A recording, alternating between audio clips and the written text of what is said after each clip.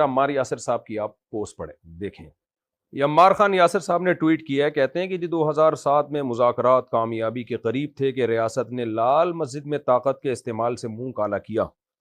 اب 18 سال بعد اس داغ کو صاف کرنے کے لیے کچھ ٹٹوؤں کو لانچ کر کے ہر چیز سے انکاری ہو گئے.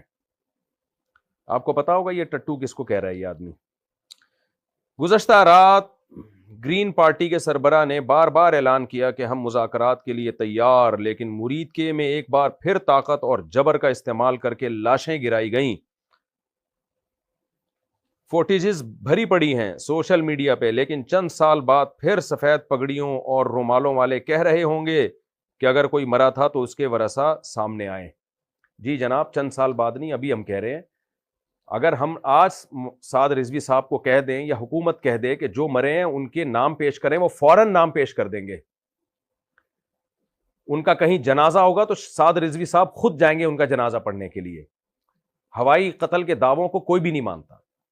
ٹی ایل پی کے جلسے میں اگر حکومت نے لوگوں کو مارا ہے, غلط مارا ہے, ہم اس کی مذمت کرتے ہیں, لیکن اگر سعد رضوی صاحب سے یہ سوال میں کروں یا آپ کریں کہ ان کے نام پیش کرو تو وہ فوراً پیش کر دیں گے. یہی فرق ہے ٹی ایل پی کے جلسے کے واقعے میں جو ظلم ہوا اور جامعہ حفصہ کے واقعے میں, کہ 18 سال سے جامعہ حفصہ میں مطالبہ کیا جا رہا ہے کہ آپ ان بچیوں کے نام, ان کے وارثوں کے نام پیش کریں, آپ نام پیش نہیں کر رہے. ہمارے یاسر صاحب قتل کا مبہم دعویٰ کبھی بھی قبول نہیں کیا جاتا. باقی جو آپ نے فرمایا ہے کہ ریاست نے لال مسجد میں طاقت کا استعمال سے منہ کالا کیا, اب 18 سال بعد اس داغ کو صاف کرنے کے لیے کچھ ٹٹوؤں کو لانچ کر کے ہر چیز سے انکاری ہو گئے. پہلا تو آپ نے جو الزام لگایا کہ ہر چیز سے انکاری ہو گئے, اس الزام کی کیا دلیل ہے آپ کے پاس؟ مفتی عبدالرحیم صاحب کے بیانات موجود ہیں. میں ہمیشہ یہ بات کہتا رہتا ہوں کہ 3 جرائم ایسے تھے جو مشرف نے کیے.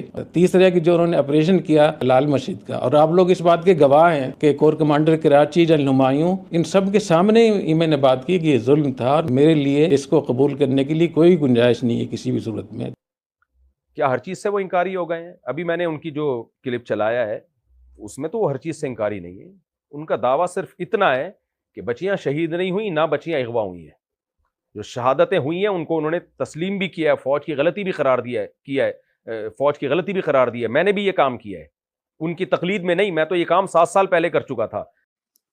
یہ جو بتایا تھا میں نے کہ لڑکیاں وہاں نہ شہید ہوئی ہیں اور نہ زخمی ہوئی ہیں, نہ اغوا ہوئی ہیں, اس خبر پہ میں اب بھی قائم ہوں. ایک لڑکی بھی جامعہ حفصہ کی نہ تو شہید ہوئی ہے نہ اغوا ہوئی ہے, حتیٰ کہ زخمی بھی نہیں ہوئی ہے. اس میں آپ اخباروں کے تراشے نہ بھیجیں. میں نے پہلے بھی کہا تھا کہ مولانا عبدالعزیز صاحب سے جا کے آپ پوچھیں, وہ آپ کو بتائیں گے کہ ایک بھی لڑکی نہ تو شہید ہوئی ہے, نہ اغوا ہوئی ہے اور نہ زخمی ہوئی ہے, نہ کسی کی عصمت دری ہوئی ہے, نہ تو فوجی لڑکیوں کو اٹھا کے لے کر گئے ہیں. مشہور یہ ہوا ہے کہ ہزاروں لڑکیاں فوجیوں کی تحویل میں ہیں, ان سے جبری بچے جنے کے, پتہ نہیں کیا کیا خبریں مشہور ہوئی ہیں. اور اس خبر کو نشر کرنے میں بڑے بڑے علماء سے غلطیاں ہوئی ہیں. لہذا واٹس ایپ پہ علماء کے بیانات نہ بھیجیں کہ وہ بھی کہہ رہے ہیں کہ اتنی لڑکیوں کو اغوا کیا. جو میں نے آپ کو اصل ذریعہ بتایا ہے مولانا عبدالعزیز صاحب سے جا کے اب پوچھیں کہ حضرت بتائیں کوئی لڑکی جس کا نام بتائیں آپ, شہید ہوئی ہو یا اغوا ہوئی ہو یا اس کی عصمت دری کی ہو. ایسا نہیں ہوا. مفتی عبدالرحیم صاحب سے پوچھے بغیر, ان سے جانے بغیر, میں خود 7 سال پہلے میرا بیان موجود ہے جس میں نے کہا تھا کہ جتنا ظلم ہوا ہے اس کو ہم مانتے ہیں کہ وہ ظلم ہے, لیکن بچیاں شہید نہیں ہوئی. یہ 7 سال پہلے میں نے بیان دیا تھا. آپ کہہ رہے ہو کہ ہر چیز سے انکاری ہو گئے, تو آپ نے ہماری طرف یہ بات منسوب کیوں کی جو ہم کہتے ہی نہیں ہیں؟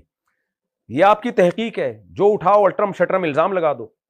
اور آپ کو شرم نہیں آئی بڑے علماء کو ٹٹو کہتے ہوئے؟ تمہاری حیثیت کیا ہے؟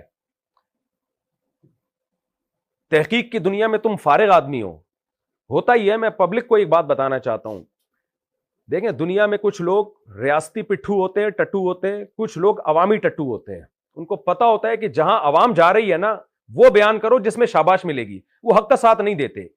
یہ والے صحافی اس قسم کے ٹٹوؤں میں شامل ہے, بلکہ ٹٹو کا لفظ میں احتراماً کہہ رہا ہوں, یہ واو کے بجائے آپ یہ لگا دیں.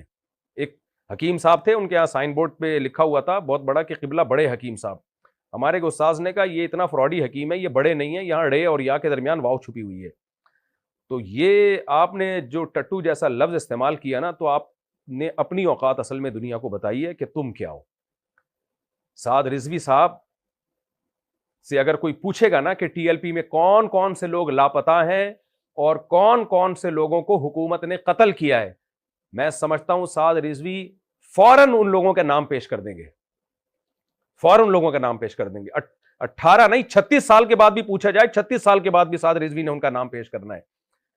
اس لیے آپ حق کا ساتھ دو، آپ یہ مت دیکھو کہ عوام کس چیز پہ آپ کو ابھی عوام بہت آپ کو فیور کر رہی ہے اور ہمیں گالیاں پڑ رہی ہیں، لیکن ہمارا ضمیر مطمئن ہے کہ ہم نے عوام کو نہیں دیکھا، ہم نے حق کو دیکھا ہے۔ تو میں پھر اپنی بات کو ریپیٹ کر رہا ہوں، اور لوگ ہمیں کہہ رہے ہیں کیوں جامعہ افسہ کا ٹاپک بار بار اٹھا رہے ہو، ہم تو ختم کر چکے تھے، یہی لوگ ہیں جو بار بار ٹویٹ کر کے اور بیانات داغ کے اٹھا رہے ہیں۔